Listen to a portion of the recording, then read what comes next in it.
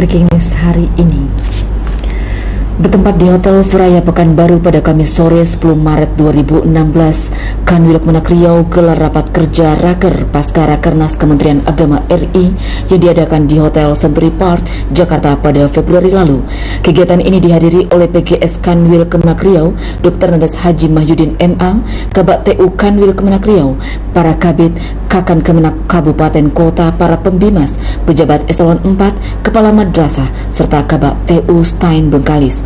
Sebanyak 180 orang peserta terlihat antusias mengikuti kegiatan pembukaan Raker Kanwil Kemenak Riau di Hotel Furaya Pekanbaru pada Kamis 10 Maret 2016.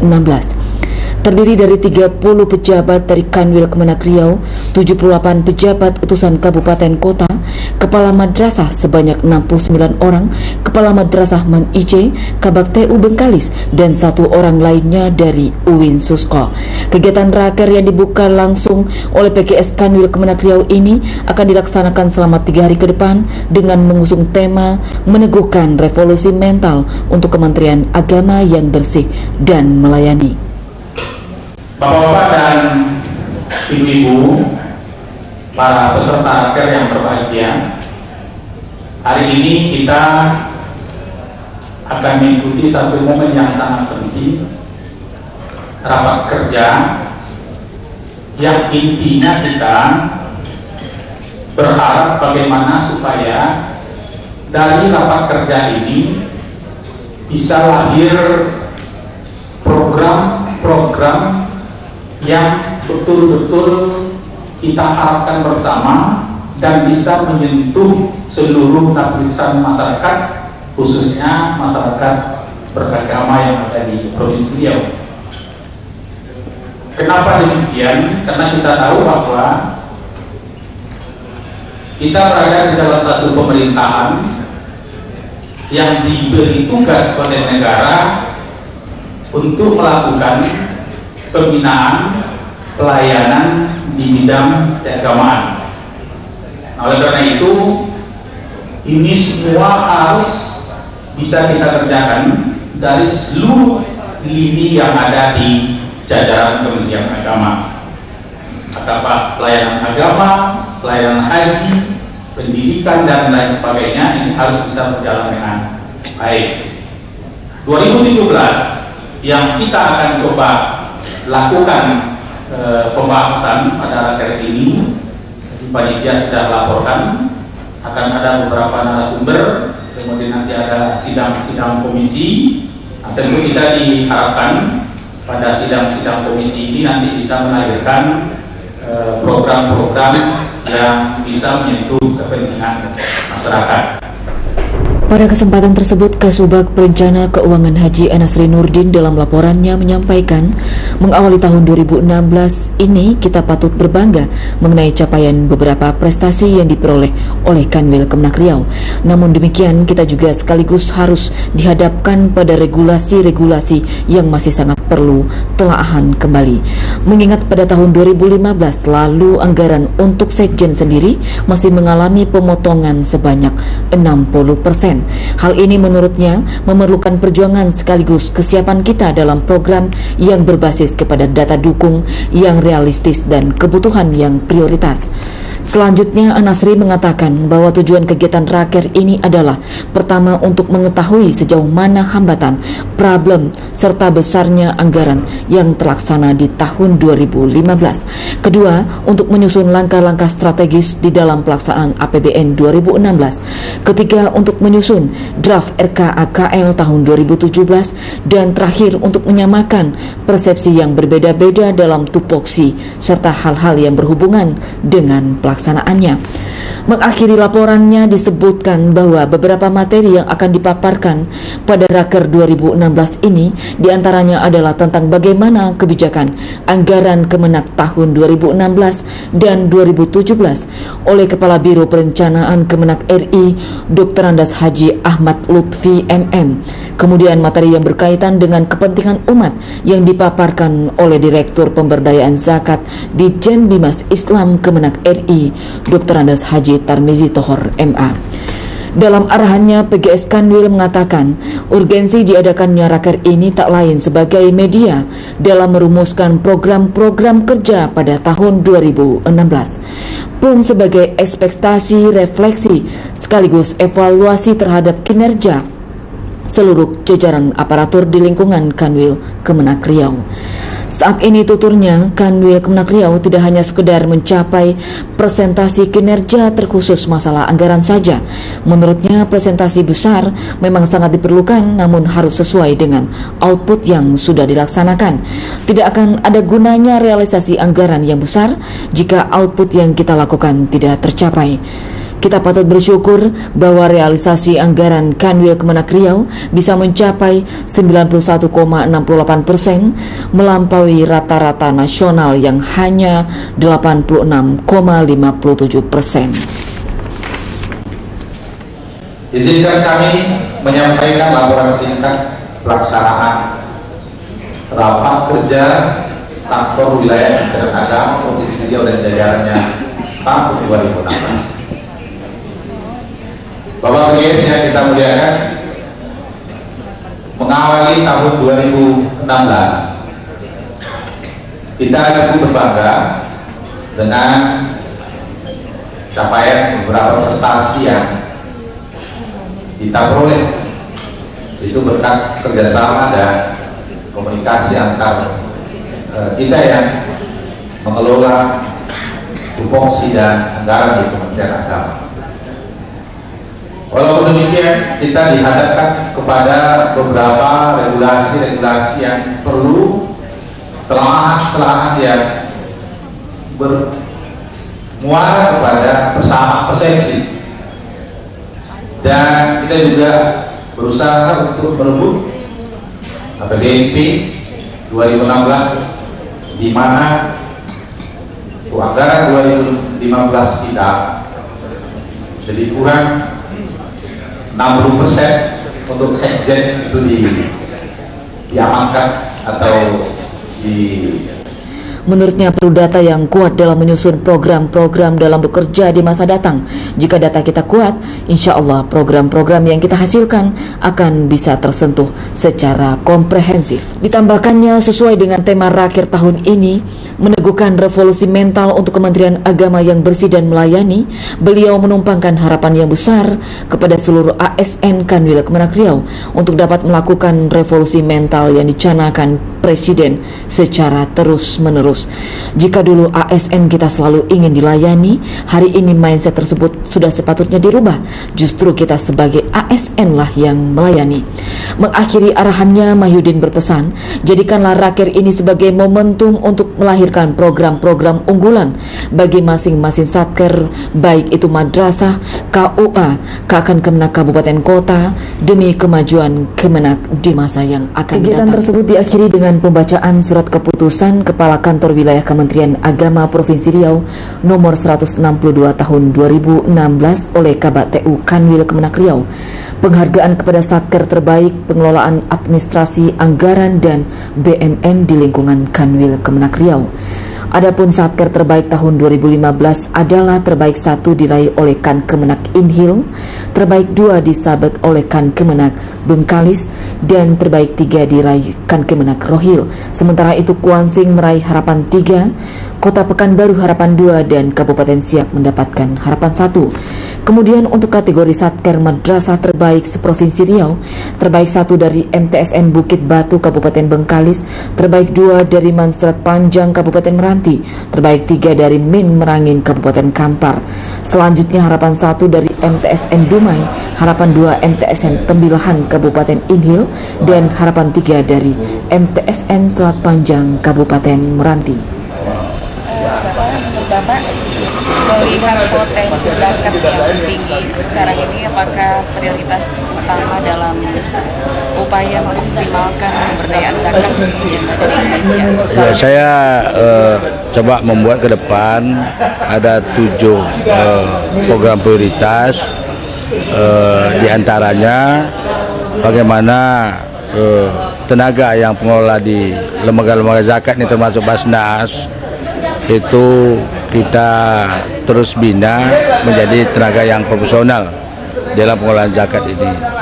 Kemudian juga kita akan juga membina lembaga zakat ini seperti Basnas, ya, lembaga yang berkualitas, sehingga kaitannya dengan masalah pembukuan, pendistribusian, penyuluhan ini berjalan dengan secara baik.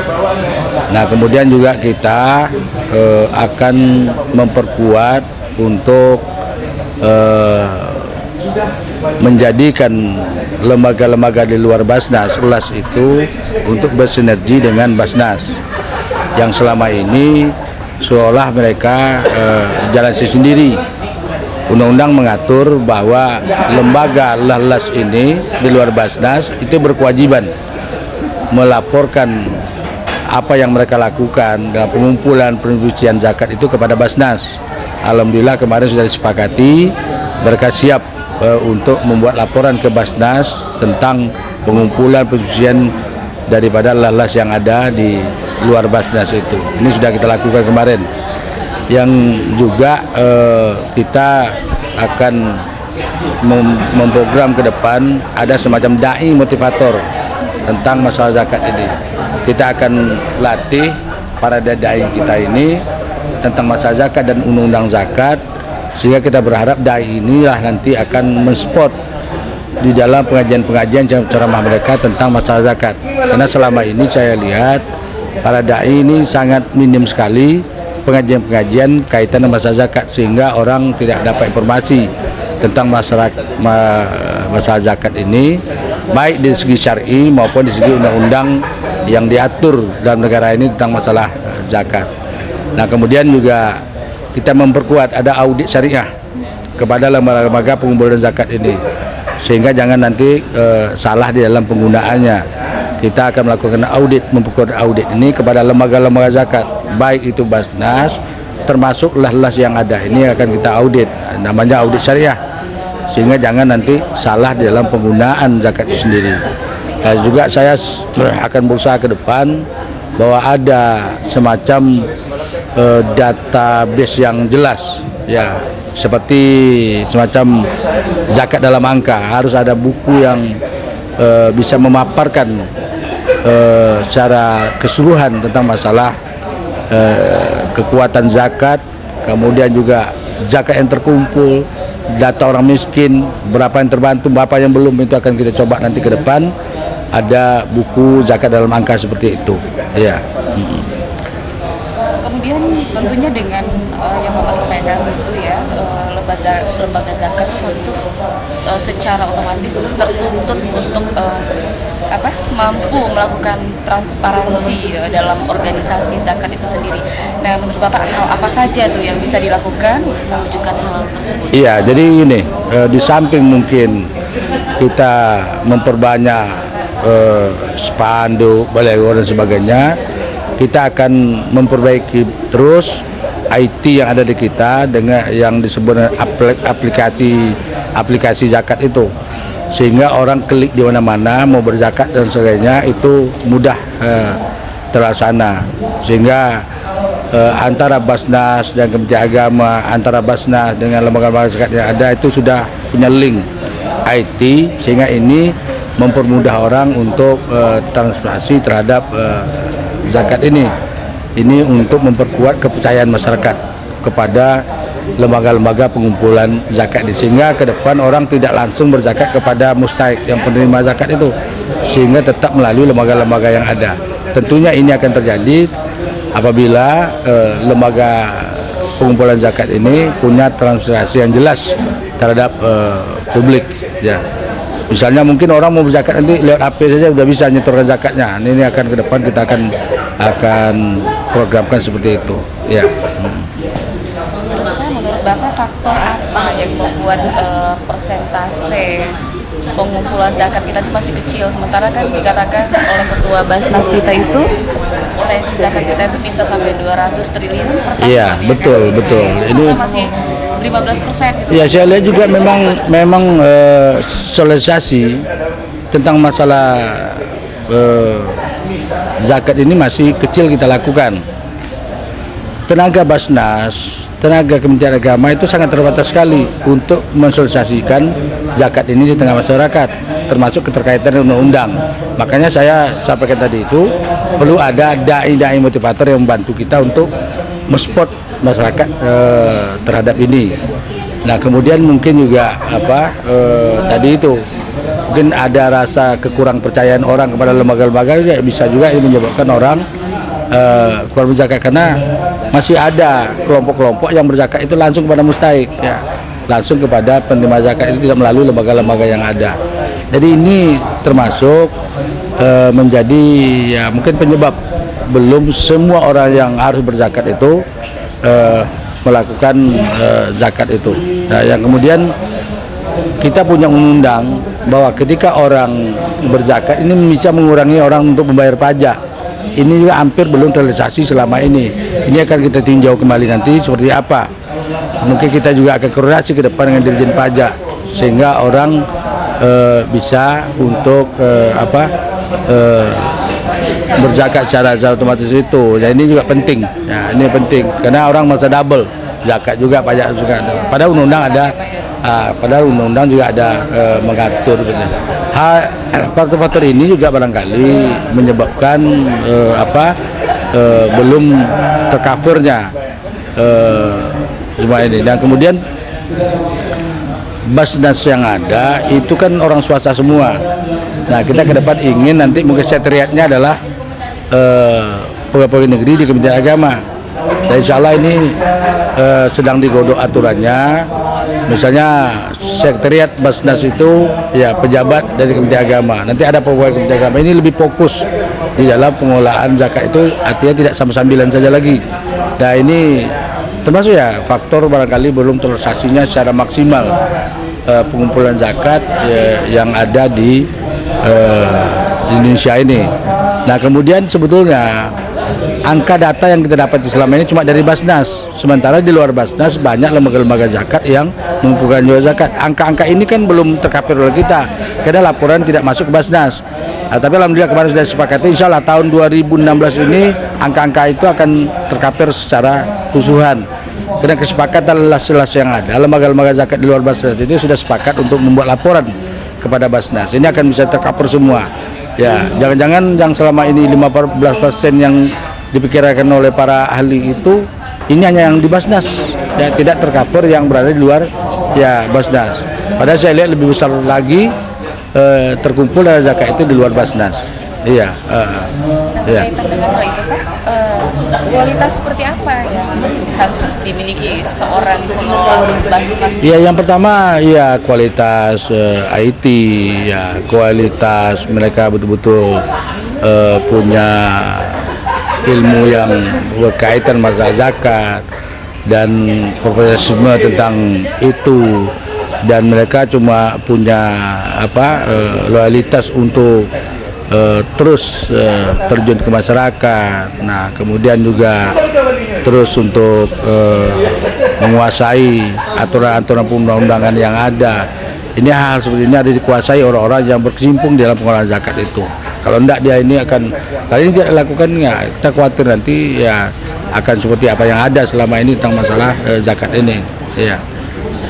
Nantinya planning jangka panjang ataupun pendek Bapak tadi sudah seperti yang Bapak sampaikan itu ya 7 pola tadi ya. Iya, iya mungkin ya saya juga punya pemikiran bisa kita ke depan nanti membuat perkampungan percontohan ya, mungkin satu provinsi satu yang dibina, yang dikeroyok bersama-sama Basnas, Kementerian Agama dan lalas yang ada ini jadi contoh. Ini desa binaan dari zakat ini yang dulu daerahnya miskin sekarang sudah tidak miskin lagi ya, mungkin satu provinsi satu kan bisa kita bekerjasama dengan pemerintah daerah. Saya ini menjadi percontohan ke depan. Ini juga menjadi pemikiran saya untuk mengangkat zakat ini ya. Terima kasih ya, Pak ya. Demikian breaking news hari ini dan sampai jumpa.